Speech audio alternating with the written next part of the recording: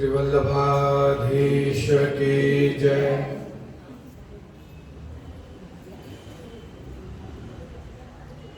सायं कुञ्जालस्थासनमुपवलसत्स्वर्णपात्रं सुधोतं राजदग्ध्योपवीतं परितनवसनं गौरं भोजवक्त्रं प्राणानायम्यनासापुटलिखितकरं करणराजद्विमुक्तं वन्दे रथोन्मिलिताक्षं मृगमदतिलकं विठ्ठलेशं सुकेशम्। अत्र उपस्थित सत्संगानुरागी सर्वभगवतीय वैष्णववृंद, कल हमने प्रवेश किया सिद्धांत रहस्य में। मुखिया जी ने भी बहुत सुंदर बात बतलाई कि पगडंडी जैसी है, पत्रिका है, जो श्रीमद् वल्लभाचार्य जी ने बनाई है। पगडंडी के दोनों तरफ कलयुग रूपी अजगर बैठा है हमको खाने के लिए। यदि उस वल्लभाचार्य जी की बनाई हुई पगडंडी पर हम चलते जाएंगे तो ये काल हमारा कुछ नहीं बिगाड़ेगा, अन्यथा ये कलिकाल हमारा भक्षण कर देगा।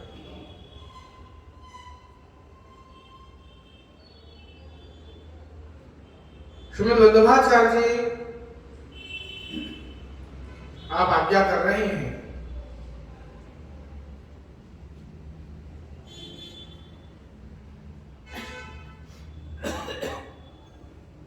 कि ब्रह्म संबंध लेने के बाद जितनी पवित्रताएं हमारे अंदर आती हैं, उन पवित्रताओं को बनाए रखना भी इतना ही जरूरी है। क्योंकि यदि ऐसा नहीं किया जाएगा तो आपको ब्रह्म संबंध का उत्तम फल, उत्तम अनुभूति की प्राप्ति नहीं होगी।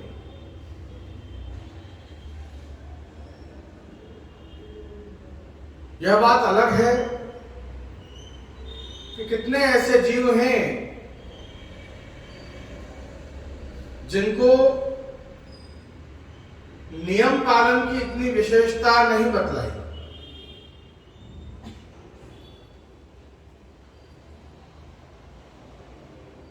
किंतु जब तक ऐसी कोई विशेष कृपा ना हो तब तक हमको सेवा कर्तव्य गुरुराज्ञा, गुरु की आज्ञा अनुसार नियम पालनों को पालते हुए ही सेवा करना।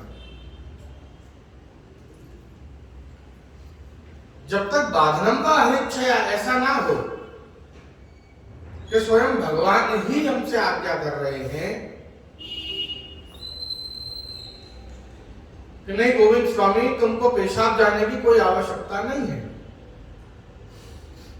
मैं इस घोड़े पे से, मतलब तुम पे से मैं नहीं उतरूंगा, अलग से पेशाब मत जाओ, यहीं जाओ। तो श्री ठाकुर जी को अपने संग रखकर बाथरूम में प्रवेश करना या ऐसी कोई दिनचर्या की क्रिया करना वो उचित कार्य नहीं है, पर वो भगवद आज्ञा होने के कारण वहां उचित है।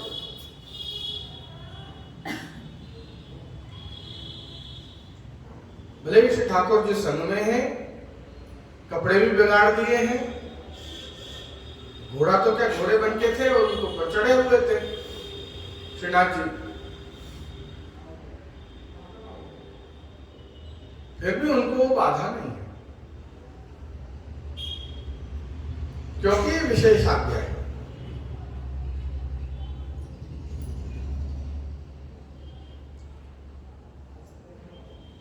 तो यहां पर जैसे हमने कल जाना कि यदा कदा कोई असमर्पित वस्तु जो है उसका हम भक्षण ना कर लें तो उसके लिए जितनी भी वस्तुएं हम खान पान कर रहे हैं या उसको पहन ओढ़ रहे हैं तो उनको ठाकुर जी के सम्मुख कर दें। सम्मुख नहीं कर पा रहे हो, ऐसी परिस्थिति हो तो 3 बार अष्टाक्षर बोलकर और उस वस्तु को उपभोग करें। जो दूसरा नियम है, कल मैंने आपको बताया था 3 नियम पालन करने हैं, उसमें से पहला ही हो पाएगा।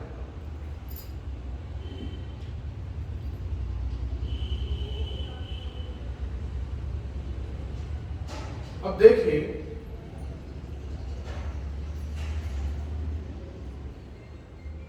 इस जगत में जितने भी देवी देवताएं जिनको हम किसी ना किसी कारण से भजते हैं, वे सब वास्तव में भगवान की ही विभूतियां हैं।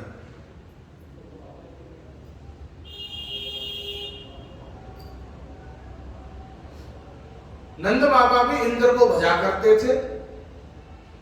जब भगवान ने उनसे पूछा किम फलम कस्य उद्देश्य केनवा साध्यते मख, इसका फल क्या है इस यज्ञ का, इसका उद्देश्य क्या है, आप इंद्र को क्यों भजते हैं। जब ऐसे ढेरों प्रश्नों की झड़ी लगा दी, नंद बाबा भी कह रहे हैं कि प्राणी मात्र के लिए जल जो है वो आवश्यक है। भले वो पेड़ पौधे हों, पशु पक्षी हों या हम मानव हों, सभी के लिए जल जो है वो अनिवार्य है। यदि जल नहीं मिलेगा तो सब सूख जाएगा या सब मर जाएगा। और जल को बरसाने वाला, मेघ को बरसाने वाला जो है वो है इंद्र। इसलिए हम इंद्र को भजते हैं।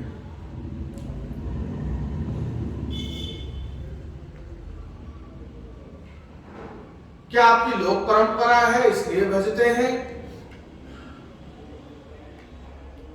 कि परंपरागत आपके पिताजी भजते थे, उनके पिताजी भजते थे, उनके पिताजी भजते, तो आपके कुल में ये चला आ रहा है इसलिए ये कर रहे हैं, या इसके पीछे कोई कारण भी? क्योंकि परब्रह्म पूर्ण पुरुषोत्तम को अलग हटाकर और स्वयं को जो सर्वोपरि माने, ऐसा ये इंद्र जो भगवान के भाग को भी खा रहा है, ये तो निषिद्ध भाग भोक्ता हो गया है। जो यज्ञ आप कर रहे हो उस यज्ञ का पुरुष भी स्वयं श्री हरि है, पर इंद्र ने तो सबको हटाकर स्वयं को ही स्थापित कर दिया। तो ऐसी तो कोई पद्धति है नहीं यज्ञ की। ऐसा क्यों सिखला रहा है वो, आपको क्यों ऐसा सिखाया है उसने? मेरा तो मानना है कि आप इंद्र को छोड़ से गोवर्धन पूजन करो। 7 दिन इंद्र ने बारिश बरसाई, ब्रजवासियों को कुछ हुआ? कुछ भी। स्वयं श्री ठाकुर जी ने उन सबकी रक्षा की। बिल्कुल उसी प्रकार से हमारे कुल में वर्षों से या जन्मों से चली आ रही या पीढ़ियों से चली आ रही जो प्रथा है, यदि ब्रह्म संबंध लेने के बाद आप एकदम से छोड़ भी दोगे तो भी वो देवी देवता आपको कुछ नहीं करेंगे, क्योंकि आप कृष्ण की शरण में जा रहे हो। रक्षा कौन कर रहा है हमारी? स्वयं साक्षात गोकुल के अधिपति।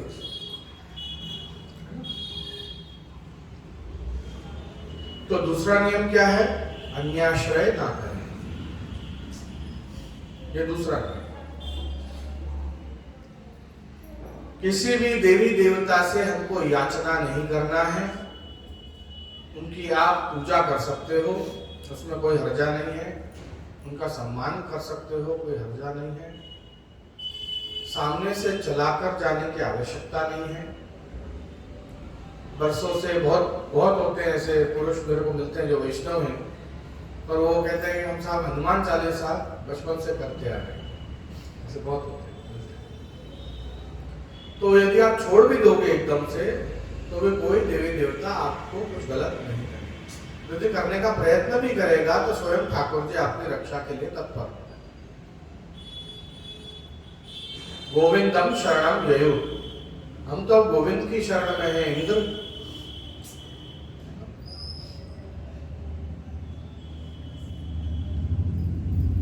तो किसी भी देवी देवता को सामने से चल के या जानबूझकर उनकी सेवा पूजा आराधना करने की आवश्यकता नहीं है।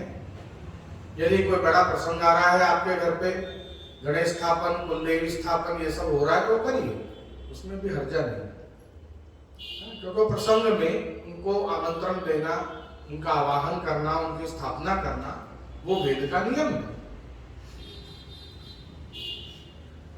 पर जब आप उनको दंडवत करने जाएं तब उनसे ऐसा ना मांगे कि साहब हमारे बालक का जो विवाह है उसको आप निर्विघ्न करिए। नहीं, उनसे नहीं मांगना है। उनसे हमको ये मांगना है कि हमारी प्रीति, हमारी भक्ति जो है वो श्री ठाकुर जी के चरणों में बढ़े। हमें ये मांगना, गोपीजन वल्लभ प्रीति अर्थम। हम जो ये आपकी स्थापना कर रहे हैं, आपकी पूजा कर रहे हैं, ये हमारे इस बच्चे के विवाह को निर्विघ्न करने के लिए नहीं, किंतु श्री कृष्ण के चरणों में हमारी प्रीति बढ़े इसलिए कर रहे हैं। बाकी निर्विघ्न तो वो करेंगे ठाकुर जी स्वयं। तो हम जो कुछ भी करें, जो कुछ भी जीवन के अंदर हमारे चल रहा है, वो सब प्रभु को ही समर्पित हो जाएगा।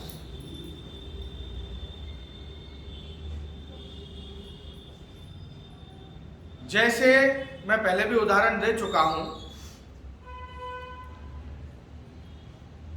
यदि हमारे घर पे कोई मेहमान आया हो और हम उसको बिठावें, उसको जलपान करावें, उसका मान सम्मान करें, तो उसमें कोई गलत बात नहीं है। पर यदि बाजार से हम कोई सब्जी खरीदने जाएं और अपने मेहमानों से कहें साहब हमको 50 रुपए दीजिए, तो अपने पति को कैसा लगेगा?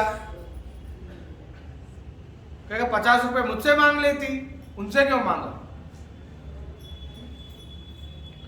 तो किसी भी देवी देवता के सामने हाथ मत फैलाइए। कितनी भी कठिन परिस्थिति आ जाए, श्री ठाकुर जी का दृढ़ आश्रय रखिए,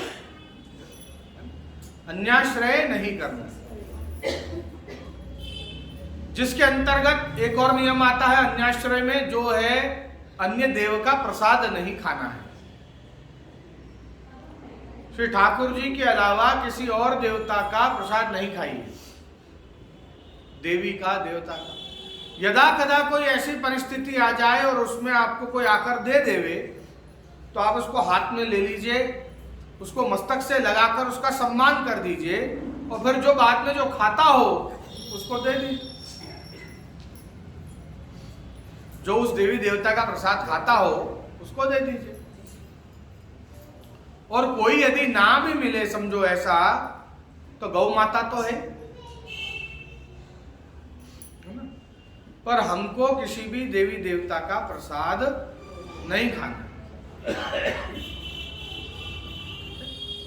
हम मात्र और मात्र श्री ठाकुर जी परब्रह्म पूर्ण पुरुषोत्तम का ही प्रसाद खाते हैं।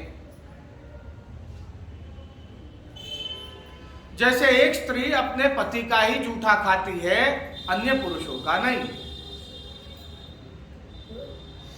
ठीक है, बिल्कुल उसी प्रकार से अनन्यता का ये नियम है।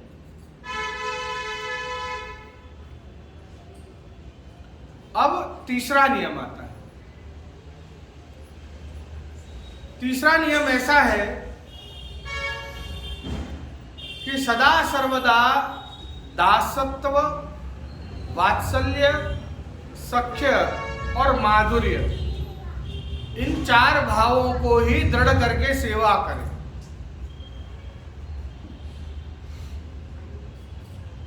यदि इनके अलावा कोई और रस आपके अंदर प्रवेश कर रहा है, जिसका अर्थ है कि वो भाव, वो सेवा करने का प्रकार, वो भाव जो है हृदय में, वो दूषित हो गया है।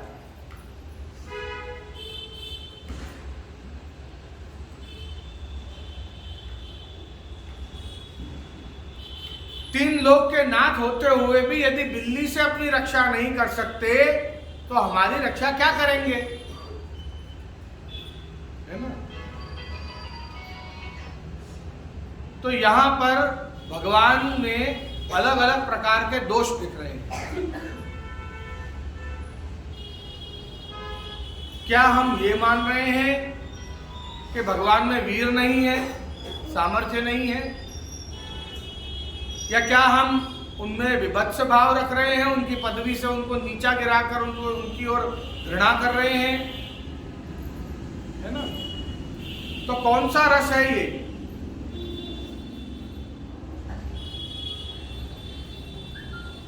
ना तो ये माधुर्य है, ना ही वात्सल्य है, ना ही सख्य है, और ना ही दास्य।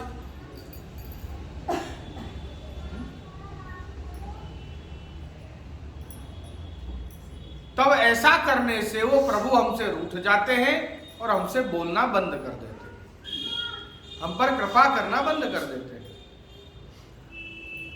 यदि कोई आपका ही कोई सखा भी होगा और यदि आप उसको पैसे को लेकर कोई शक की दृष्टि से देखोगे तो उससे मित्रता खत्म नहीं हो जाएगी आपकी।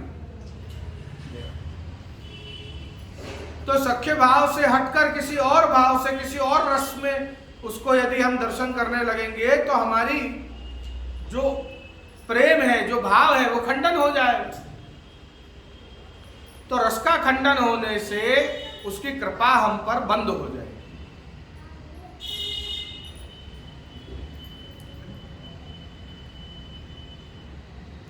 यदा कदा ऐसा भाव आ भी जावे तो चरणामृत लेकर अपने मन को पवित्र करें, शांत करें और श्रीमद् वल्लभाचार्य जी का अंतःकरण प्रबोध ग्रंथ को पढ़ें। अपने वहां पर हर चीज के उपाय बताएं कि ठाकुर जी में भी यदि हमको शंका जागे कि ये इतने सामर्थ्यवान हैं भी या नहीं, तो ऐसी कंडीशन में हमको चरणामृत लेकर भगवत स्मरण करके और अंतःकरण प्रबोध ग्रंथ को पढ़ना चाहिए। ऐसा करने से भगवत भाव हृदय में दोबारा जागृत होता है। ये एक ग्रंथ 16 ग्रंथों में से एक ग्रंथ ऐसा है जो श्रीमद् वल्लभाचार्य जी ने स्वयं के लिए रचा है। बाकी 15 ग्रंथ किसी ना किसी वैष्णव के लिए रचे हैं, पर ये एक ही ग्रंथ ऐसा है जो स्वयं के मन को समझाते हुए, अंतःकरण को, मन चित्त बुद्धि अहंकार, अंतःकरण चतुष्टय को समझाते हुए ये ग्रंथ स्वयं के लिए रचा है।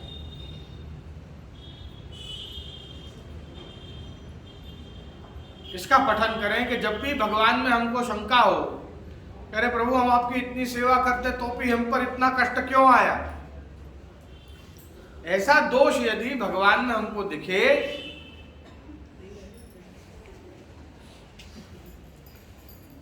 तो निश्चित शरणागति को दृढ़ मानकर कभी भी स्थायी भाव में से उतर के बाकी संचारी भाव में नहीं जाना, उसको स्थायी नहीं करना।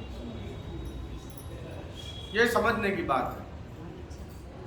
भगवान में कभी भी हम भयानक रस या विभत्स रस या वीर रस, रौद्र रस या शांत रस, इनमें से और भी जो रस है, तो उनमें से किसी भी रस को यदि हम देखने लगेंगे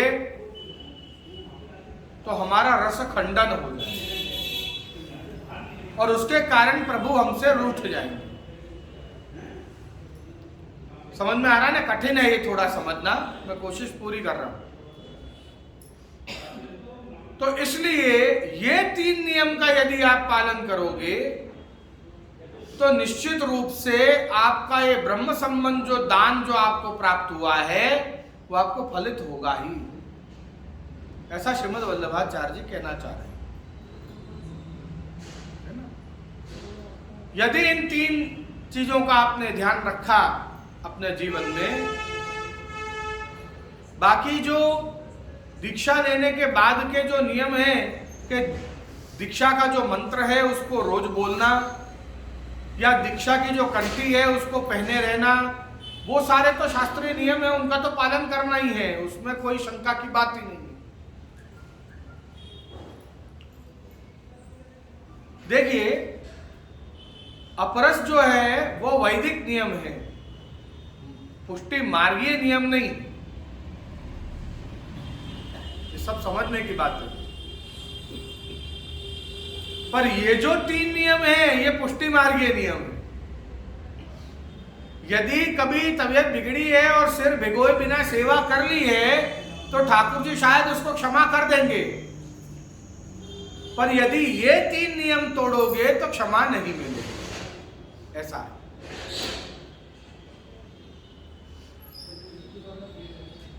नहीं, श्री गोसाई जी ने अटकाव में भी सेवा करने की आज्ञा दी एक जीव को, तुम अटकाव में हो फिर कोई बात नहीं, ठाकुर जी का विरह है तुमको और तुम्हारा विरह है ठाकुर जी को, तो तुम अटकाव में भी सेवा करो। ताप हो रहा है प्रभु को, तुमसे नहीं मिल रहे हैं, तुम अपरस कहाँ रही, फिर नहीं रही ना अपरस। अपरस जो है वो मार्ग का नियम नहीं है।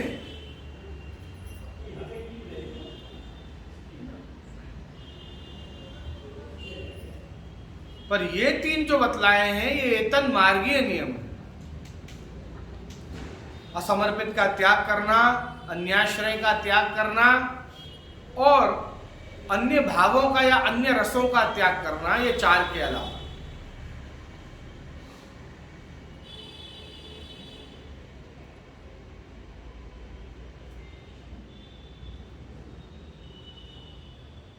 इसका अर्थ ये भी नहीं है कि आज जे ने आज्ञा दे दी है तो कल से अपरस नहीं करेंगे, कि भीगे कान और भय स्नान। वो पवित्र स्थानों पर जाते नदी वगैरह तो कान पे जल छाटो, तो कान पे जल छाटने से ही स्नान हो जाते हैं। तो ऐसा नहीं है, अर्थ ऐसा नहीं। यदि कोई ऐसी परिस्थिति आ जाए कि आप ढंग से स्नान नहीं कर पाए, तो ऐसी कंडीशन में भी भगवत सेवा मत छोड़िए। ये अपन जानबूझ के आलस करके नहीं नहावे, वो नियम नहीं है ना। जैसे बिल्कुल ये गलत तरीके से इसको मत ले लेना आप लोग। स्नान नित्य सिर भिगोकर पूरा स्नान करके ही हमको सेवा में जाना है। पर कभी ऐसी स्थिति आ जावे कि हमारा शरीर हमारा साथ नहीं दे रहा है, तब की बात अलग है। क्यों? या तो स्वयं भगवद आज्ञा हो जाए, स्वयं भगवान प्रकट हो जाए और आपसे बोले कि नहीं तो सु विरह मोह सहन नहीं होवे, तो एक अलग बात। तो स्वयं भगवद आज्ञा हो गई और प्रभु बोले हमसे बात करें, यही तो पुष्टि मार्ग का फल है। तो यदि वो हमसे बोल रहे हैं, बात कर रहे हैं, तो इससे बड़ा और क्या चाहिए।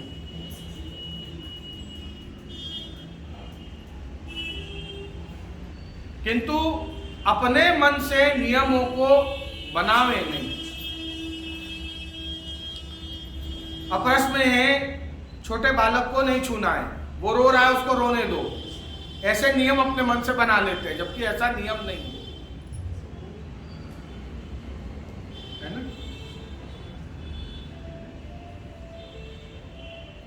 अपरस में यदि आप हैं तो बालक को आप छू सकते हैं।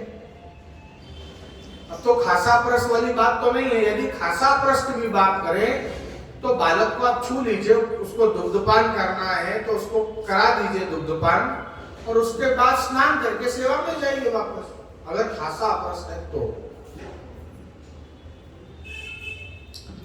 बालक तो वैसे भी नहीं छुआता है 5 वर्ष से छोटा, वस्त्र छुआ जाते हैं तो उसको रेशमी वस्त्र पहना दो।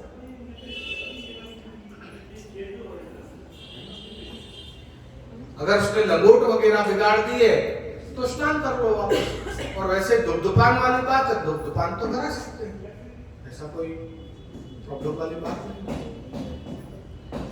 और शिव की अपरस में तो आप छू सकते हो बच्चों को।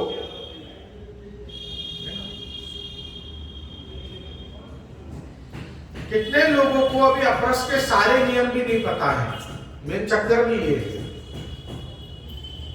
अब जैसे अपन एक शर्ट और पैंट पहन लिया, धुला हुआ है, घर पे इस्त्री किया है, चलो उसको पहनकर अपन बाहर गए, बाहर घूमकर आए, अपन वापस आए, उन शर्ट पैंट को समझो आधा घंटे के लिए गए थे, इसलिए धुलने नहीं डाला, उसको वापस अपन ने हैंगर पे लगा के कबर्ड में रख दिया। अब वो कबर्ड में जिन जिन कपड़ों को टच हो रहा है वो सारे कपड़े छुआ गए हैं। वो कपड़े आप अपरस में नहीं पहन सकते। ये सीधा कॉन्सेप्ट है, तो बहुत लोग इसको नहीं समझते हैं।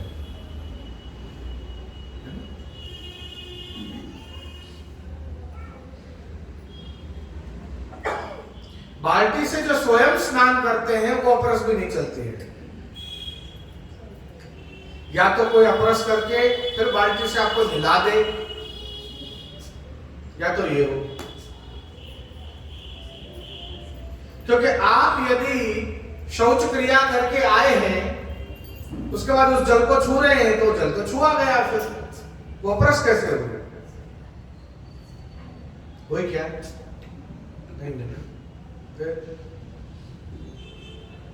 अपरस के नियम तो बहुत है, पर यदि इनमें से कोई भी नियम यदि चूक जा रहे हैं, हमें नहीं पता है, तो क्या ठाकुर जी कृपा नहीं करेंगे? करेंगे। पुष्टि मार्ग में करेंगे, मर्यादा में नहीं करेंगे। मर्यादा में कहो तो दूसरे दिन तबियत बिगड़ जाए, तुमने कोई भूल कर दी तो। वहां का जो भगवान है मर्यादा का, वो कड़क है, वो हल्की सी गलती भी नहीं चलाएगा। आपने यदि केशों को हाथ लगा लिया है ऐसे, तो हाथ धोना पड़ेगा, वापस सामग्री को हाथ नहीं लगा सकते हो। पर यदि लगा लिया तो मर्यादा में नहीं चलेगा। पुष्टि प्रभु कृपालु, गलती से हो गया, नहीं ध्यान रहा है ना। पुष्टि प्रभु कृपालु। मैं आपको ये सब क्यों बता रहा हूं? क्योंकि कितनी बड़ी सिद्धि का दान दिया है श्री वल्लभ ने हमको। हमें पता चले कि एक मंत्र हाथ में तुलसी लेकर आपने ठाकुर जी के सामने बोला, जिसके कारण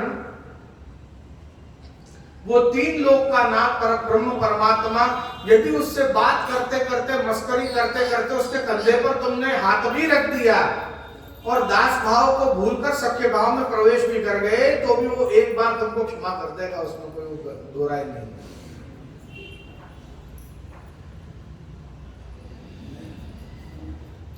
और मैं बताऊं, आप ऐसा करते भी होंगे। और याद दिलाऊं तो जब आप बैठक जीवों पर जाते हैं, जब चरणस्पर्श करते हैं, वो जो चौतरा है वो थोड़ा दूर होता है, तो उसी चौतरे पर हाथ टिका के चरणस्पर्श नहीं कर लेते? तो किस पे हाथ टिका रखा है आपने? महाप्रभु जी पर।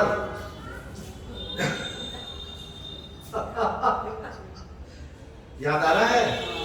तो गलती से उनके कंधे पर या उनके गोद में हाथ रख भी दिया हमने, तो क्या वो कृपा नहीं कर रहे हैं? कर रहे हैं ना? क्यों? इस एक ब्रह्म संबंध के कारण। ये आपको इतना अधिकार देना, हम ये नहीं समझ रहे हैं शायद अभी। उसी चौधरी पे हाथ टिका कर झुक नहीं देते हैं हमें।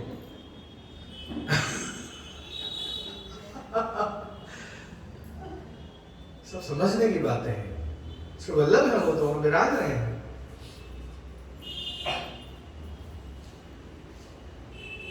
ये कृपा।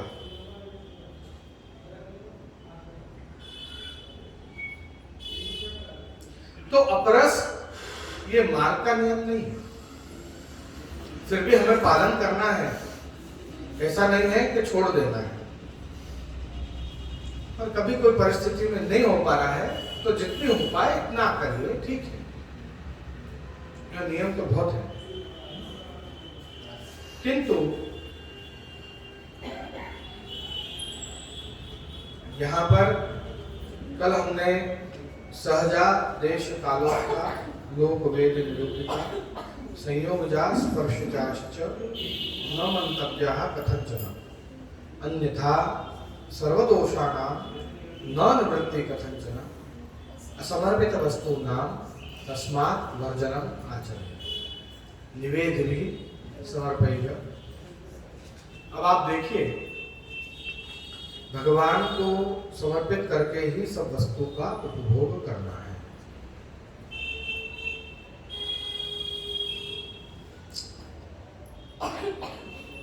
कल मैंने आपको ईशावास्योपनिषद का प्रथम श्लोक सुनाया था।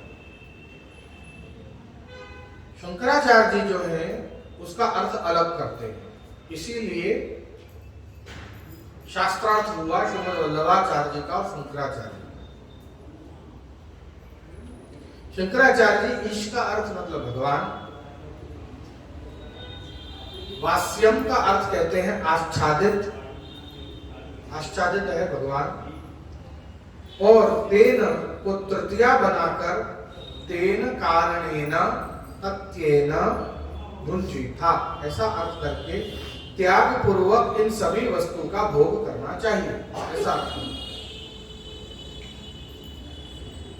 जबकि वल्लभाचार्य कह रहे हैं उसका है तेना, उसको विनियोग करके फिर हमको उसका उपभोग करना चाहिए, क्योंकि इस जगत में जो कुछ भी है ये उसका है।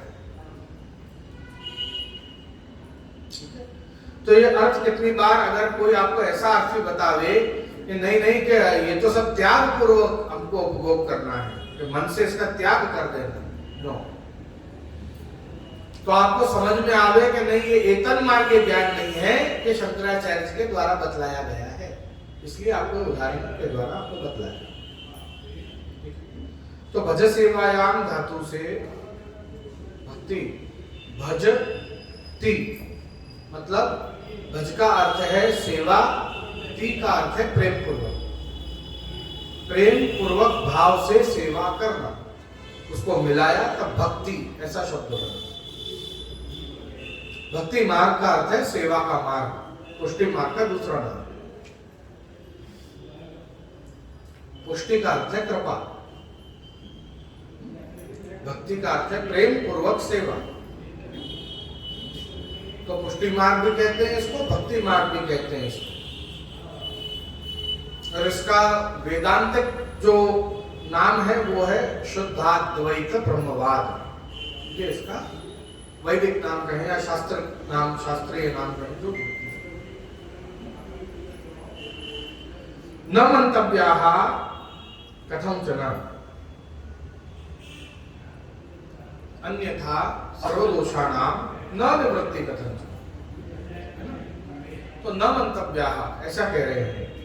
तो भगवत संबंध संपन्नम संपन्ने एते दोषाः किम करिष्यन्ति, जब भगवान के साथ ही सीधा संबंध जुड़ जाएगा तो ये सारे दोष हमारा क्या बिगाड़ लेंगे, नो, ऐसा। अन्यथा इसके अलावा और कोई मार्ग भी आपने चुना है तो सर्वदोषाणाम, ये सारे दोष जो है उनसे न निवृत्ति, उनसे निवृत्ति नहीं मिलेगी। कथंचन इति प्रमाणम, इसका हम प्रमाण देते हैं, इसका कथन कर रहे हैं।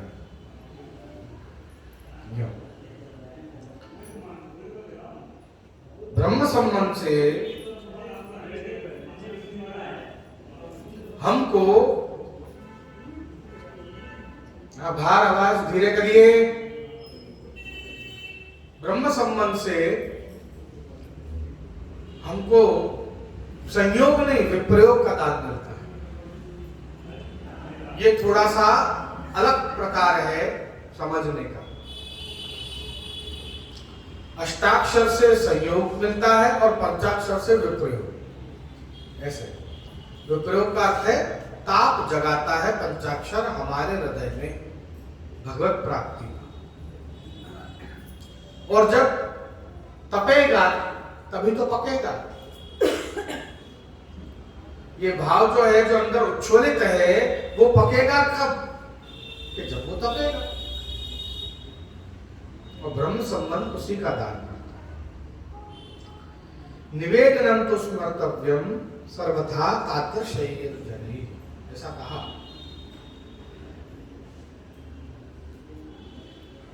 तादृशी जन जो है वो निवेदन का स्मरण करते रहते हैं।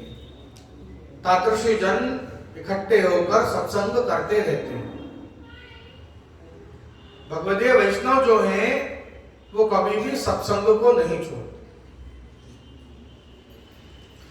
ग्रंथ जो है, जो सत्संग है, वो तो है ही, पर परस्पर श्री ठाकुर जी कैसे आज अनुभव जताए, कैसे आज कृपा करी, उसकी चर्चा भी चलती है।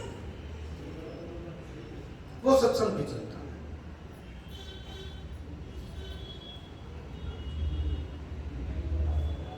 ऐसा जरूरी नहीं है कि जो श्रीमद् भागवत में गोपी गीत लिखा है वही गोपी गीत है। हम सभी का अपना खुद का एक गोपी गीत होना चाहिए, तब पुष्टि मार्ग में आप हृदय में वो गोपियों के जैसा ताप, और उस ताप में प्रभु के लिए प्रकट होने वाली स्तुति, वो गोपी गीत। हम सबका अपना अपना एक गोपी गीत है।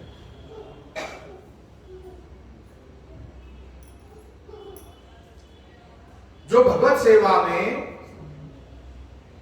जब अनवसर हो तो उस समय हमारे मन में जागता है। किसी को जल्दी छोटी उम्र में ही जागने लग जाता है, तो किसी को बहुत बाद में। भगवान के लिए ताप होना। अन्यथा सर्वदोषाणाम न निवृत्ति कथंचन समर्पित वस्तुनाम तस्मात् वर्जनम आचरेत्। तो यहां तक जो है ये हमने लिया। अब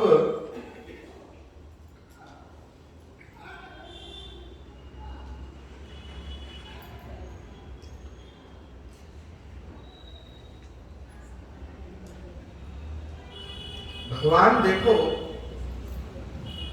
क्या कह रहे हैं। मदुक्त मेरे द्वारा प्रकारांगीकारा, बतलाया गया अंगीकार का प्रकार के सेवा जो भी दोषों के, उनके सिवा जो भी दोषों के जो निवृत्ति के जो प्रकार हैं, मैंने जो आज बतलाया है हे श्री वल्लभ, उसके अलावा जितने भी और मार्गों में अंगीकृत के जितने भी मार्ग बतलाए गए हैं, यदि उनमें आप जाते हैं तो न अपि कथंचन संभव ही नहीं है सर्वदोष की निवृत्ति, ऐसा कह रहे हैं। भले आप बड़े बड़े कोई यज्ञ कर लो, या आप कोई बहुत बड़ा दान कर दो, या आप वन में जाकर तप कर लो,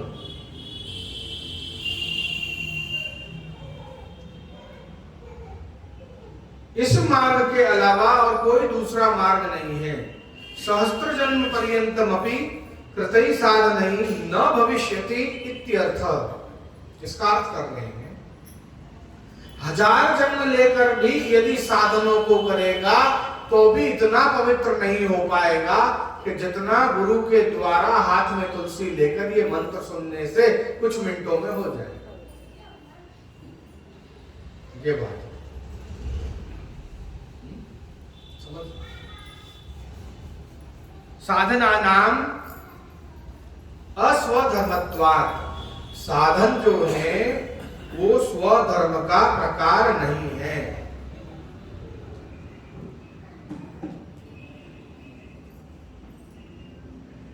समझने की बात है।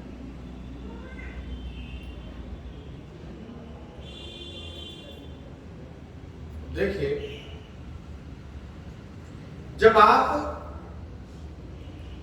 कहीं भी किसी भी हवेली में या अपने घर पे श्री ठाकुर जी का महाप्रसाद अपन ले रहे हैं, तो उनमें मसालों का स्वाद नहीं चाखना है। इस बात का ध्यान रखें। इसमें अधरामृत का स्वाद चाखना है।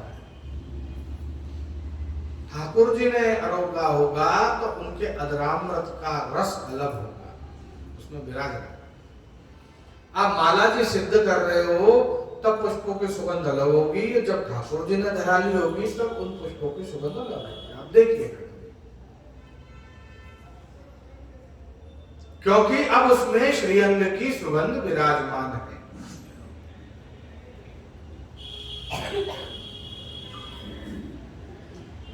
ऐसे ही श्री ठाकुर जी जब आरोगते हैं और जब उसमें अपना अधरामृत पधराते हैं, तो उस अधरामृत का स्वाद लीजिए, ना कि उनके मसालों का स्वाद।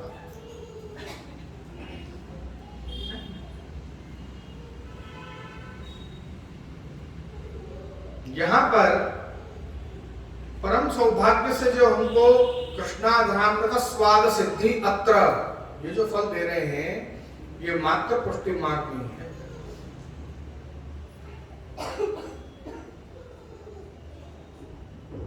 कहां कहीं बहुत बड़ी कृपा हो अपने ऊपर, तब जाकर अरोगता है कोई दूसरा देवता हो तो, नहीं तो दृष्टि कर लेता है, बस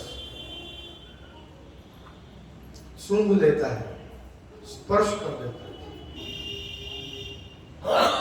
उसको उठाकर मुख में पधराया, बहुत बड़ी बात होगी, नहीं हुई।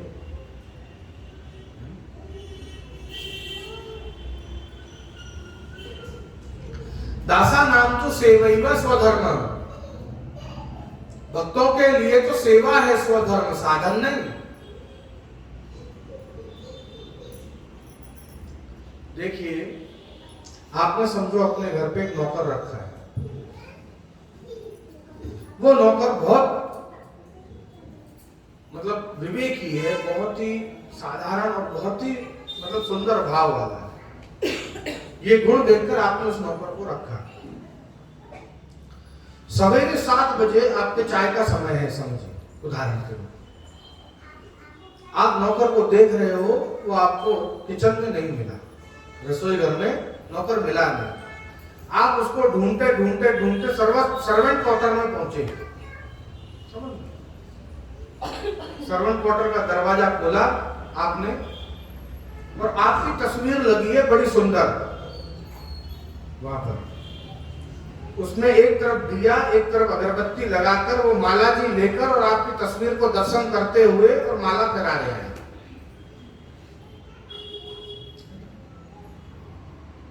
एक बात तो आपको प्रसन्नता भी होगी कि मुझे ही भगवान बना लिया है, नहीं?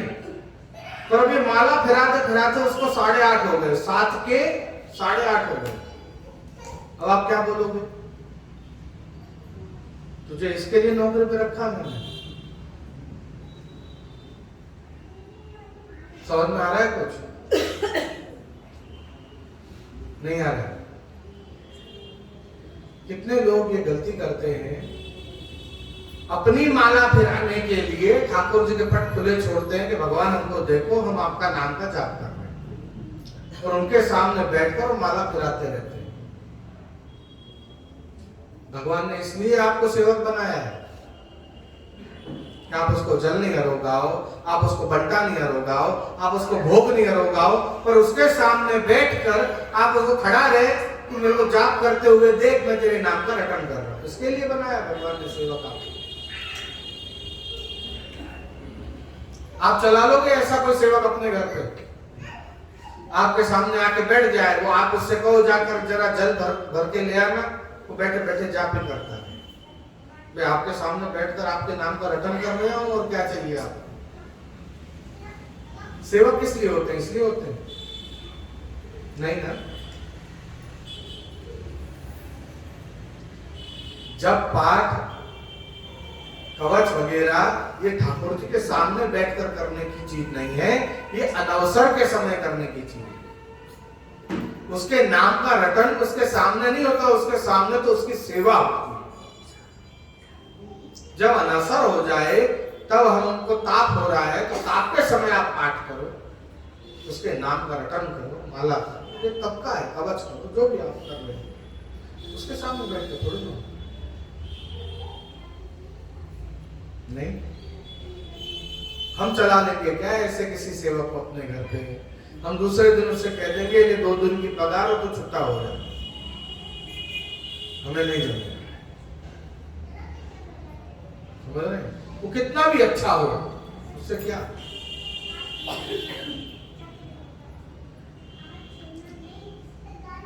पुष्टि काये न निश्चय, भगवान की सुंदर काया की सेवा के लिए पुष्टि जीव को रचा गया है।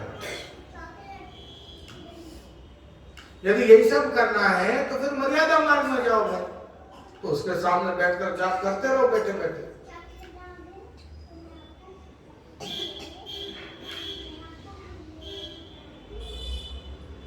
ये सब प्रकार पुष्टि मार्ग है। साधन का जो प्रकार है वो मर्यादा का है, सेवा का प्रकार पुष्टि का है। आज्ञा कर रहे हैं 3 चीजों से दूर रहिए। श्री वल्लभ क्या आज्ञा कर रहे हैं? 3 चीजों से दूर रहिए। पहली चीज दुस्संग,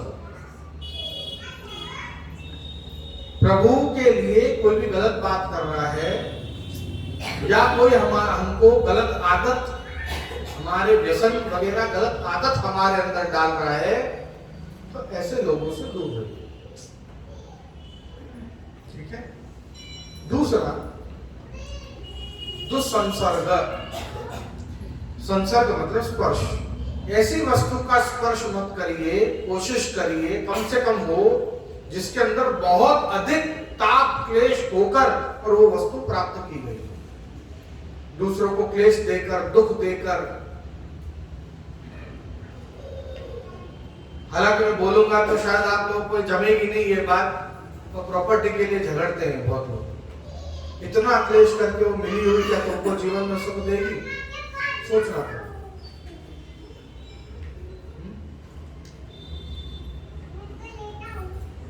ना उसके लिए ठीक है अगर उसने पचा ली है तो, और ना हमारे लिए ठीक है।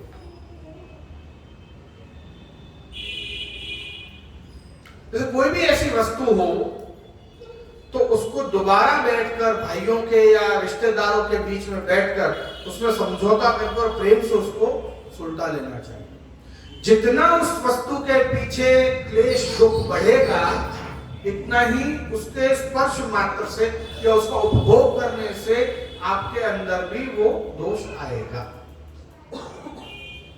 समझिएगा, ये पीढ़ियों का नाश कर देगा। कभी सोचिएगा आराम से।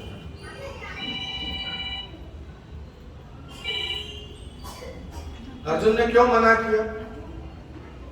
अपने भाइयों को, अपने गुरु को, अपने पितामह को मारकर यदि ये हस्तिनापुर मिल भी रहा हो तो क्या अर्थ है उसका? तब भगवान ने समझाया कि अरे भैया तू हस्तिनापुर के लिए नहीं, तू तो धर्म के लिए युद्ध कर रहा है, तो गलत फहमी में मत रहे।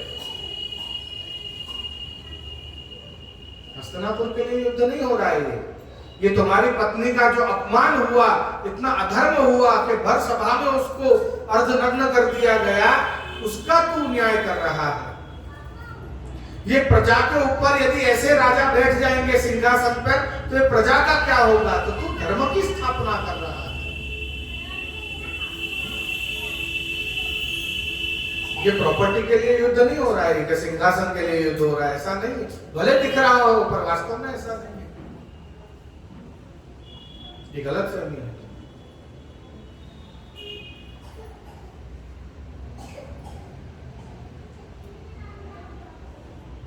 धर्म का युद्ध है।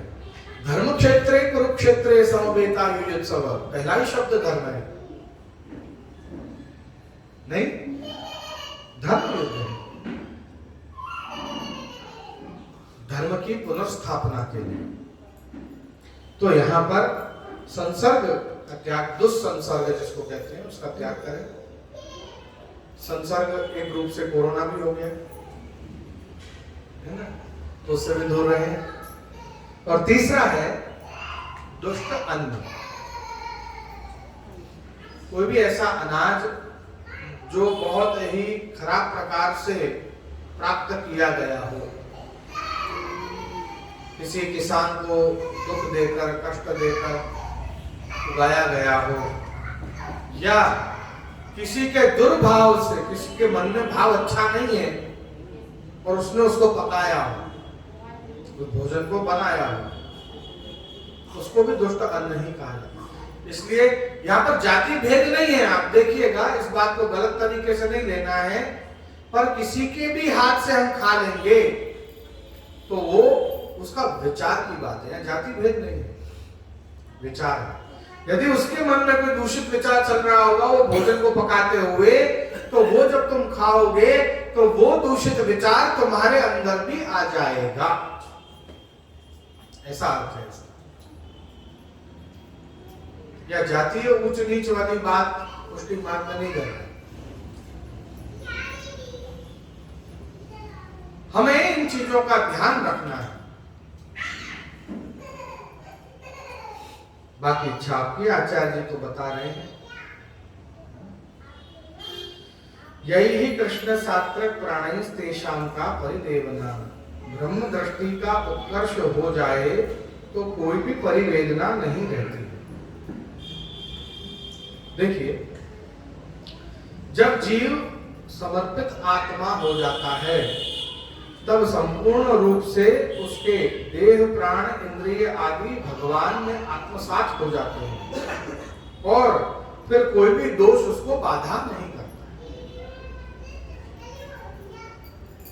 ये कब की बात कर रहे हैं? जो थोड़ी देर पहले मैंने आपको बतलाया कि यदि कोई अपरस, कोई पवित्रता हमसे नहीं हो पा रही है किसी कारण से, तो ये तब की बात बतला रहे हैं कि जब जीव जो है वो पूर्ण समर्पित आत्मा हो जाता है, तब संपूर्ण रूप से समर्पित आत्मा हो, तब ही वो और कोई नियम नहीं पाले तो उसको चले। ऐसा वो तो सभी जगह अप्लाई होगा। अगर ब्रजवासी भी संपूर्ण रूप से समर्पित नहीं हुए होते तो ठाकुर जी उनके लिए गिरिराज क्यों उठाते है ना? इंद्र से रक्षा क्यों करते? मन से हमको समर्पण कर देना होगा भगवान सब कुछ। हम मन में अटका रखते हैं। जैसे बच्चे के लिए वीडियो गेम खेलने के लिए लाए हैं, जन्मदिन पे गिफ्ट की है, पर उस वीडियो गेम से हम ही खेल रहे हैं। देह दारागार को प्राप्त विद्या सब कुछ प्रभु को दिया तो सही, और अभी भी हम ही उसको उपभोग कर रहे हैं, अभी तक मन से नहीं दिया है। चक्कर ये मन से समर्पित कर दीजिए। अन्नम मशितम त्रिधा विधीयते। अन्न जो है वो जो हम खाते हैं तो हमारे शरीर के अंदर वो 3 प्रकार से वो बहता है। जो सबसे पहला और बड़ा प्रकार जो है, जो सबसे बड़ा जो अंश है उसका, वो मन में परिवर्तित हो जाता है। दूसरा जो मध्यम अंश है, मध्यम जो भाग है उसका, वो मांस में परिवर्तित हो जाता है, मसल्स में। और जो सबसे सूक्ष्म जो है वो मन में परिवर्तित हो है ना। मैं यहाँ पे अन्न का भी बताऊंगा, जल का भी बताऊंगा, तेज का भी बताऊंगा, पर इसमें से हमें कौन सा ध्यान रखना है? 3 भाग में से सिर्फ सूक्ष्म भाग। बड़ा भाग जो है वो मन में परिवर्तित हो गया। ऐसे ही जल पिएंगे तो बड़ा भाग मूत्र में परिवर्तित हो गया। समझिए, तो हमको इन सब पे ध्यान नहीं देना है, पुष्टि मार्ग जीव को ध्यान देना है। तीसरा जो सबसे सूक्ष्म भाग है उस पर ध्यान देना है, और उस पर यदि हम ध्यान देंगे तो हमें ध्यान रखना होगा कि हम किसके हाथ से खा रहे हैं, किसके हाथ से पी रहे हैं। ध्यान रखना होगा। नहीं मुखिया जी, है ना। तो यहाँ पर आपः पीतः त्रेधा विधीयते, और यहाँ पर पानी का भी, जल का भी 3 विभाजन किया। तो जो जल का जो सबसे बड़ा भाग है वो मूत्र में परिवर्तित हो जाता है, जो मध्यम भाग है वो रक्त में, उसके जो मिनरल्स होते हैं वो रक्त में चले जाते हैं, और जो सबसे सूक्ष्म भाग जो है जल का वो प्राण में परिवर्तित होता है। जी, हमें प्राण किससे मिलते हैं? ऑक्सीजन से। जल में होता है,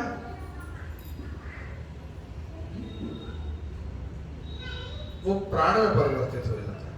ब्रेन में जब ऑक्सीजन कम जाए तो उस समय जल पीना चाहिए। हम धीरे धीरे डीप स्लीप पे जाने लगेंगे। गाड़ी चलाते चलाते भी जो हमको नींद आती है उसका कारण यही है कि हम चलाने में इतना ध्यान रखते हैं, तो उससे हमारी बहुत सारी एनर्जी जो है वो बर्न होने लगती है, और उस समय हमको पानी की कमी होती है शरीर में, और हम पानी पीते नहीं क्योंकि हमारा ध्यान ड्राइविंग में। अरे अभी तो पिया हमने आधी घंटा पहले ही, पर हम एक क्रिया को काफी लंबे समय तक कर रहे हैं, इसलिए वो आधे घंटे में शरीर वापस जल मांग रहा है ना। उसको जल दीजिए अच्छी मात्रा में, अगर ब्रेन में ऑक्सीजन जाएगा ब्रेन वापस जागृत हो जाएगा।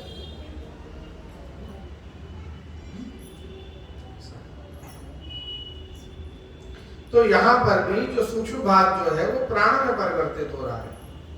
ऐसे ही तेजो अशितम त्रेधा विधीयते। अब यहां पर भी आप देखिए, तेज मतलब क्या? ये तेज का अर्थ क्या है?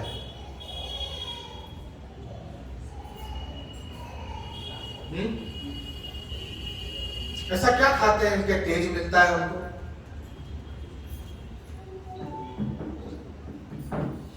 भोजन में ऐसी कौन सी चीज है जो पुष्टि मार्ग में सबसे अधिक चलती है?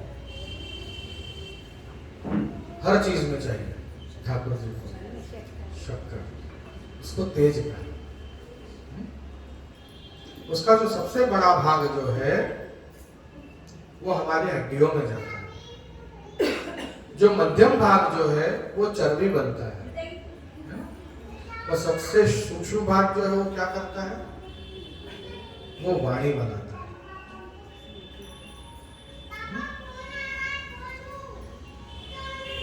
तो मिष्ठान हो गया, जल हो गया या भोजन हो गया, ये हमें किसी के भी हाथ से खाना पीना नहीं चाहिए, क्योंकि ये हमारे मन, हमारी वाणी और हमारे प्राण को दूषित कर देगा। प्राण वायु है ना, उसको दूषित कर देगा, और यदि वो दूषित हो जाएगी तो उसको ठीक करने में बहुत समय लगेगा। तो ये सारे जो नियम हैं इनको बतलाते हुए श्रीमद् वल्लभाचार्य जी पुष्टि मार्ग में ब्रह्म संबंध के बाद हमको क्या क्या पालन करना है वो समझा रहे हैं।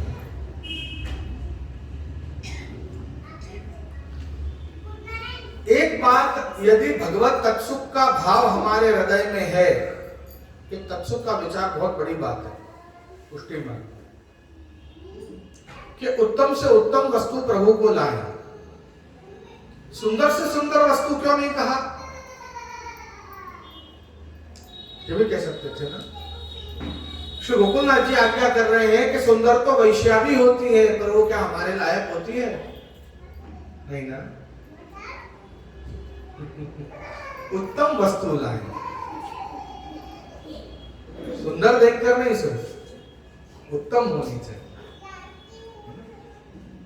श्री गोकुलनाथ जी की आज्ञा है। प्रभु तो उत्तम वस्तु के हो, हम जो उत्तम दे पाते, ग्वाल बाल मिट्टी के पात्र और दोना ही दे पाते थे तो उन्होंने उसी में आरोगा। पर ये दोना तो इसी वृक्ष का है और इसी में अरोगे, चलो ठीक है, लापा बड़ी अच्छी बात है, पर इसके बाद वो दोने में अगर मिट्टी लग रही है या कोई कीड़ा बैठा है और वो आपने नहीं साफ किया, वो सुंदर वस्तु भले है, कदम का दोना है, कदम के वृक्ष के पत्ते का दोना है, वो सुंदर वस्तु है, पर वो उत्तम नहीं है जब तक उसको ठीक से आपने, है ना, ऐसा है। तो सुंदर है ये देखकर मत ले आइए, उसको प्रभु लायक सुंदर बनाइए, उत्तम बनाइए।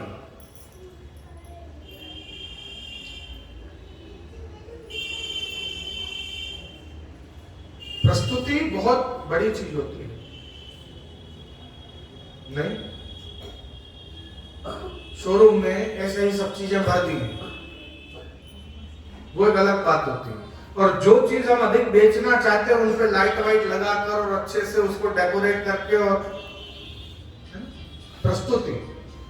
यूं तो एक गिलास दूध में 1 चम्मच भर के कॉफी और 1 चम्मच शक्कर डाल के तो कोई भी दे सकता है। कॉफी बनाना कौन नहीं जानता, है ना? पर उसकी प्रस्तुति कैसे की गई है वो भी तो जरूरी है। तो इस बात का भी हमको ध्यान रखना है, सामग्री को उत्तम बनाना है। सबसे अच्छे बादाम लेकर आए हम, मामरा बादाम, और उसको आपने ना धोया, ना साफ किया, ना कुछ किया, बस ऐसे ही ठाकुर जी के संग उनमें से चेक भी नहीं किया किसी में छेद तो नहीं हो रहा। अरे ले आए, चलो सबसे महंगी बादाम, पर कहीं उसमें कीड़ा तो नहीं लग रहा, वो तो देखो। सुंदर है पर उत्तम नहीं है तो प्रभु के लायक नहीं है। वो उत्तम वस्तु का भोक्ता है ना? इन चीजों का हमें ध्यान रखना।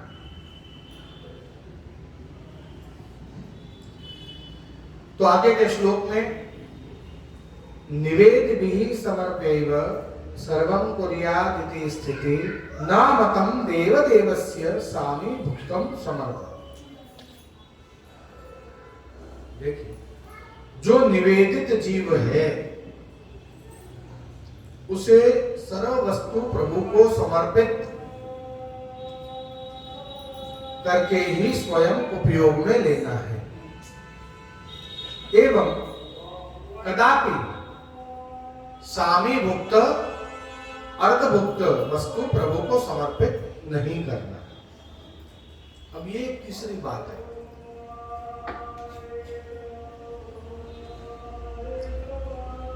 जैसे आपने बाजार से कोई सुंदर अत्तर लिया प्रभु के लिए, उसमें से थोड़ा अत्तर लेके खुद को लगा लिया,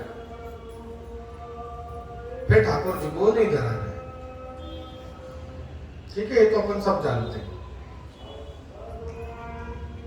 अब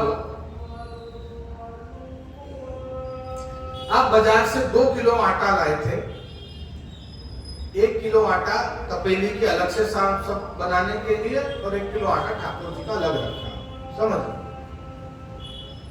अब वो जो तपेली का अलग से जो हटाकर रखा हुआ जो आटा था वो आपका खत्म हो गया, उपयोग हो गया उसका। ठाकुर जी के लिए जो 1 किलो आटा है उसमें से आपने एक मुट्ठी पर आटा निकाल लिया, ऐठा जूठा कुछ नहीं किया, तो क्या उसमें से उस आटे में से ठाकुर जी को रोटी बना सकते हैं क्या? नहीं, क्यों? उसको छुआ थोड़ी ना है, जूठा भी नहीं हुआ। चलो एक और उदाहरण, आपने ठाकुर जी के लिए इलायची भर रखी है एक बरनी में, कांच की बरनी में, उसमें से आपने अपनी चाय बनाने के लिए कुछ इलायचियां निकाल ली, उस बरनी को आपने जूठा नहीं किया है, अलग से हाथ खासा करके उसमें से कुछ इलायची निकाल ली और अपने लिए चाय बना ली।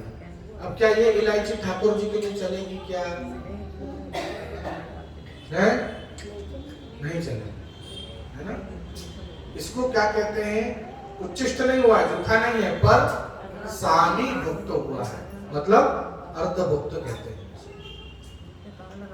ऐसी कोई भी चीज जो हमने भगवान के वस्तु में से निकाल ली है तो फिर पूरा डब्बा ही बाहर कर दो, क्योंकि अब वो भगवान को नहीं चलेगा, क्योंकि वो स्वामी भुक्त अर्धभुक्त हो चुका है। समझ रहे हैं ना?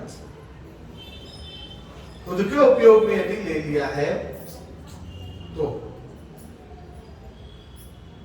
प्रभु को धराए बिना खुद को उपयोग में ले लिया है, तो है ना, तो की बात है। प्रभु को प्रभु के लिए है, प्रभु को धराया तो कोई बात ही नहीं।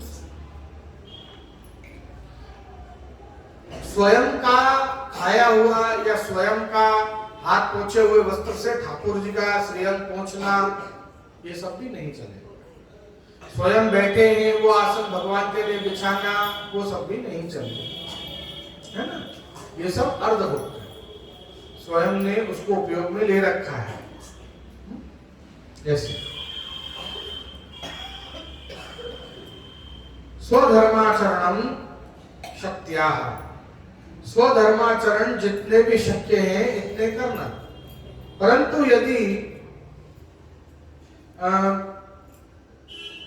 यदि धर्माचरण हम नहीं भी कर पा रहे हैं किसी कारण से, तो वो छोटा मोटा कहीं छोड़ दोगे तो भी चलेगा।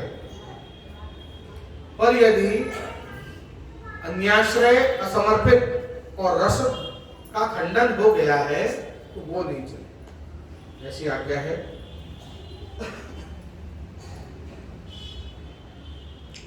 तो तस्मादादौ सर्वकार्ये सर्ववस्तु समर्पणम दत्तापहार वचनम तथा च सकलम हरे न ग्राह्य नित्य वाक्यम ही भिन्न मार्ग परम नकम।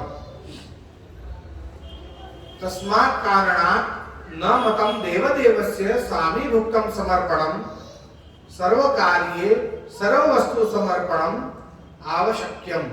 यहाँ पर क्या आज्ञा कर रहे हैं? क्योंकि सर्वदेवों के नाथ अपने प्रभु हैं, इसलिए सामीभुक्त मतलब किसी और देवता को अरोगाकर अपने ठाकुर जी को नहीं अरोगाना। अपने ठाकुर जी को अरोगाकर किसी और देवी देवता को अरोगा सकते, ठीक है ना। पर अन्य देवी देवता को अरोगा कर अपने ठाकुर जी को भोग नहीं आएगा, क्योंकि ये सब भगवान के ही अंश हैं। तो भगवान का महाप्रसाद तो ये देवी देवता खा सकते हैं, ऐसा, ठीक है। और आपने बहुत जगह देखा भी होगा, जैसे श्रीनाथ जी नाथद्वारा में राय भोग की एक पातल जो है वो शिव जी को भोग जाती है ठाकुर जी के बाद प्रसाद, है ना। अन्य देवी देवता ठाकुर जी का प्रसाद लेते हैं। इसलिए सर्व वस्तु का समर्पण पहले प्रभु को करना आवश्यक है और उसी के बाद अन्य देवी देवता या स्वयं उसका उपभोग करें। जिसका अर्थ है क्या पितृ तर्पण आदि श्राद्ध आदि भी करेंगे तो उसके अंदर भी जो रसोई बनेगी पितृओं के लिए, वो भी पहले ठाकुर जी आरोगेंगे, उसके बाद ही पितृ उसको खा सकते हैं। और पितृओं तो आपको वरदान देंगे कि ठाकुर जी का अधरामर तुम उनको खिला रहे हो, और बड़ा अच्छा सा वरदान देंगे और अच्छी बात हो जाएगी। मतलब जो कुछ भी है अपने घर में वो सब कुछ प्रसादी ही कहलाएगा, उसके बिना वो बाहर निकलेगा नहीं। यह हो गई बात। यहां पर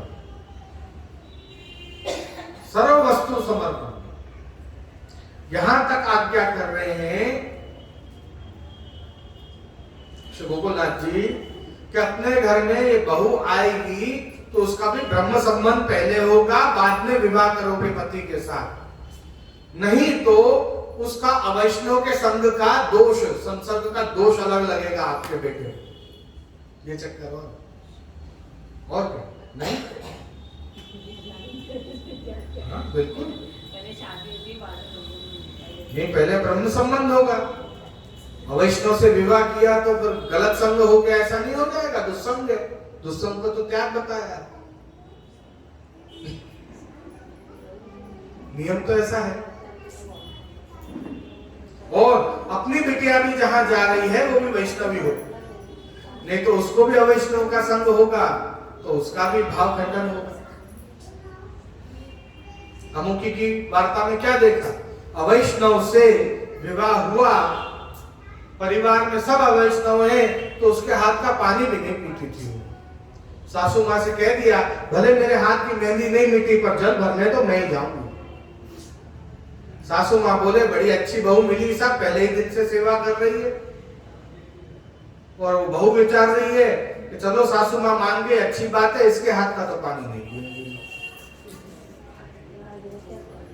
समझने की बात है। देखो वार्ता जी में लिखा सब है, पालना कितना वो अपने ऊपर है ना।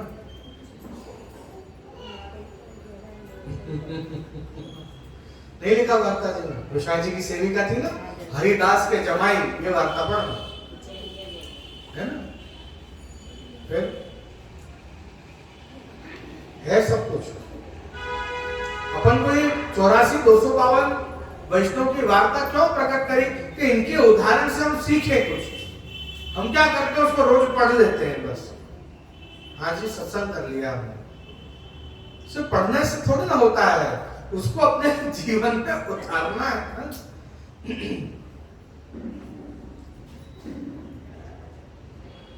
सिर्फ पढ़ने से नहीं। जिसका यह अर्थ हुआ कि पुष्टि मार्ग में आप खंडेलवाल हो कि अग्रवाल हो कि महेश्वरी हो या कोई भी हो, उससे लेना देना नहीं। आप वैष्णव हो या नहीं, वो बड़ी बात है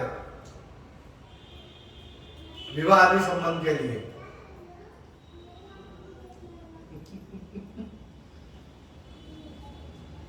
कभी सोचा है ये बात?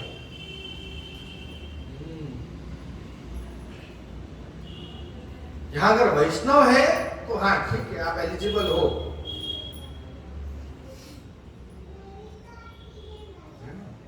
ऐसा अर्धभुक्तम वस्तु न समर्पणम कर्तव्यम तस्माद् आदौ सर्व वस्तु पदेन भार्या पुत्र नाम समर्पणम कर्तव्यम। क्या लिख रहे हैं देखो, भार्या पुत्र आदि सब कुछ पहले प्रभु को समर्पित होगा, फिर हमसे विवाह होगा। ये लिख रहे हैं। बच्चा भी 41वें दिन पहले गुरु की शरण में जाकर कंठी लेगा, तब उसको पिता का लाड़ प्यार या माता का लाड़ प्यार पूर्ण रूप से मिलेगा। नहीं तो कर्तव्य रूप से तो कर ही रहा है, हर एक माता पिता कर रहा है, पर प्रेम से लाड़ प्यार तभी करे जब वो कंठी ले लेवे, क्योंकि तब वो पुत्र भी है और वैष्णव भी है, तो प्रेम दुहरा हो जाएगा। और यदि ऐसा नहीं हुआ तो वो पुत्र आपको लौकिकावेशी बना देगा,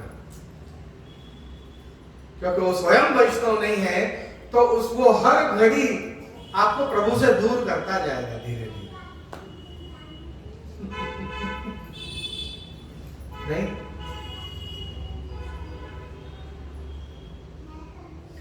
सबका समर्पण पहले प्रभु को है, ऐसा बताया,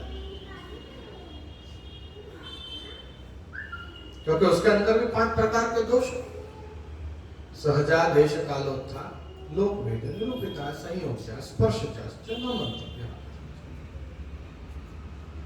तो यदि आप उसका स्पर्श करोगे तो उसके 5 दोष हमारे अंदर नहीं आएंगे, आ जाएंगे ना। तो ये सब हमको सिखला रहे हैं श्री वल्लभ। माता पिता, पति पत्नी, घर संपत्ति, गाड़ी घोड़ा, विवाह श्राद्ध आदि सब कुछ, इनमें उपयोग होने वाली हर एक सामग्री पहले प्रभु के सम्मुख होगी, फिर बहू को कन्यादान में दी जाएगी। बेटी कहने का अर्थ ये, हर एक वस्तु ठाकुर जी के सम्मुख पधरा तो कृपानाथ ये अपनी बेटी को कन्यादान में देवे को ये सब लाए हैं, तो वो दृष्टि द्वारा या अंगीकार करके उसको प्रसादी कर देवे, तब कन्यादान में उसको सर्व वस्तु समर्पणम, सीधी बात उसमें कहते हैं सब कुछ प्रभु को पहले समर्पित होगा, उसके बाद हम उसको उपयोग में लेंगे। गणेश पूजन, लक्ष्मी पूजन आदि में भी देवी देवताओं को आने वाली भोग सामग्री भी पहले श्री ठाकुर जी को भोग आएगी, फिर उस पूजन में जाएगी। सीधी बात है, क्लियर है। फिर कोई हो वापस, अरे हमारे कुलदेव को तो ऐसा नहीं धरते हैं, ये सब नहीं सोचना है। सब सामग्री, सारी ये सब देवी देवताएं जो हैं ये प्रभु की विभूतियां हैं। तो सर्व वस्तु जो है ये पहले पिता आरोगेगा, उसके बाद बच्चा आरोगेगा। और वो देवी देवता भी आप पर अधिक प्रसन्न होंगे यदि आपने उनको ठाकुर जी का आदरामृत दिया तो, और अधिक वरदान देंगे तो और अच्छी बात है। तो इस प्रकार से मायावाद कस्मिन विषय पर वर्तते, तो यहां पर भगवत लीला रस को मायावादी नहीं समझ पाएंगे, या कोई भी मर्यादा वाला भी जल्दी से नहीं समझ पाएगा, क्योंकि भगवत लीला रस से अलग जो कुछ भी है वो सब माया से आच्छादित वस्तु है, ये समझ लो। तो उनको माया का आवरण ही इतना है, तो उसके कारण वो इस लीला को समझ नहीं पाएंगे। श्री यशोदोत्सव लालित जो परम तत्व है इस जगत के, वो सर्वशक्तिमान है और सर्वोपरि है। और यदि अगर हम प्रभु को ऐसा नहीं मानते हैं तो ये ही अपने आप में बहुत बड़ा दोष है। और प्रभु की सत्ता के अलावा किसी और की सत्ता को हम मानते हैं तो उससे बड़ा आसुरी कोई हो ही नहीं सकता है ना। बहुत से हैं जो ऐसा कहते हैं कि सूर्य की अगर किरण ही ना हो तो सूर्य कैसा, इसलिए किरण की महत्वता अधिक है। इसका मतलब आप भगवान से अधिक किसी और की सत्ता मानते हैं तो फिर आसुरी हुए। जैसे वो हिरण्याक्ष और हिरण्यकश्यप थे ना, भाई मैं ही भगवान हूं, अब ना मैं दिन में मरता हूं ना रात में मरता हूं, है ना, मैं ही भगवान हूं, ये भगवान कुछ नहीं है, अपनी स्वयं की सत्ता ही मानने लग गया तो आसुरी हो। भगवान के अलावा किसी भी सत्ता को आप मानोगे तो आप आसुरी कहलाओगे।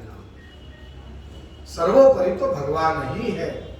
यदि आप ये कहो कि नहीं साहब माया से आच्छादित भगवान है और वो माया के कारण वो भगवान हमको जो है वो ऐसा ऐसा सब अनुभव करवाता है, माया ही सबसे ऊपर है, माया के कारण ही सब कुछ होता है, तो गड़बड़ हो जाएगी।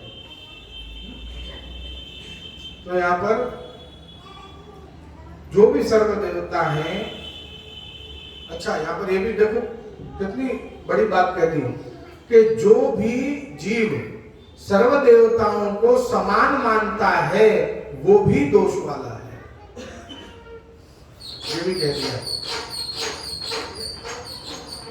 सभी देवताओं को जो समान मानता है वो जीव भी दोष बुद्धि है, उसकी भी, उसको भी अभी सच नहीं पता है, ये भी है। बहुत से होते हैं ना कि वहां पर ही वे देव भी विराजे, वे देव भी विराजे, ठाकुर जी सब एक साथ ही एक ही आसन पे विराजे, ये भी गलत है।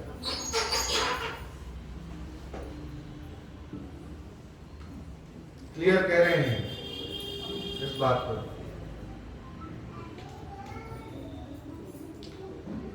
यह कह करके खुद को भारी विद्वान मानना के साथ भगवान तो सब एक ही है ना, नाम अलग अलग है सब, है ना। तो निष्पक्ष अपने आप को जो घोषित करना चाहता है परंतु वास्तव में वो निष्पक्ष नहीं, वो मूर्ख और मूढ़ है, ऐसा कह रहे हैं कि सभी भगवान को एक समान मानने वाला वो मूढ़ और मूर्ख है, ऐसी आज्ञा करें। पिताजी पिताजी रहेंगे, बेटे बेटे रहेंगे, सब एक समान कैसे हो जाएंगे, है ना। विष्णु जो है वो सद्गुण है, ब्रह्मा जो है वो रजगुण है और शिव जो है वो तमगुण है, एक समान कैसे हो जाएंगे, सब अलग अलग गुण है। ये लेकर ये प्रत्यय है और इनको जन्म देने वाला जो है वो निर्गुण है। विष्णु, हम ये देख रहे हैं कि विष्णु के अवतार हैं सारे, पर जो स्वयं परब्रह्म परमात्मा भूतल पर पधारा हो वो, तो वो अवतार नहीं, वो अवतारी स्वयं है। जैसे कृष्ण वो स्वयं खुद श्री हरि भूतल पर पधारे।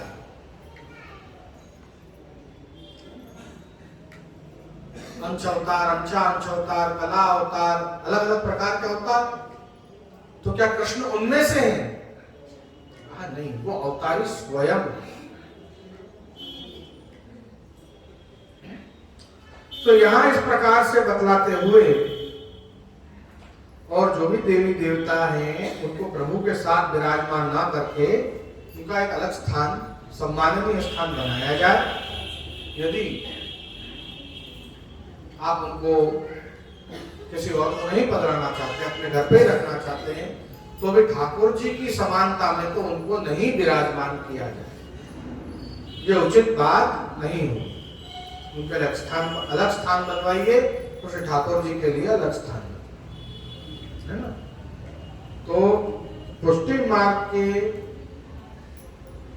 भीतर के ये कुछ नियम जो हैं उनको श्रीमद् वल्लभाचार्य जी आप बतला रहे हैं। आगे के 2 श्लोक जो रह गए हैं उनको अब हम कल करेंगे, 2 श्लोकों को, जिससे थोड़ा विस्तार पूर्वक उनको भी समझ पाएंगे हम। और अब समय भी हो गया है, तो इस आज के सत्र को यहीं विराम करते हुए श्रीमद् आचार्य जी श्री मदन मोहन प्रभु के चरणों में अपने वक्तव्य को समर्पित करता हूँ। बोलो श्री वल्लभाधीश की जय।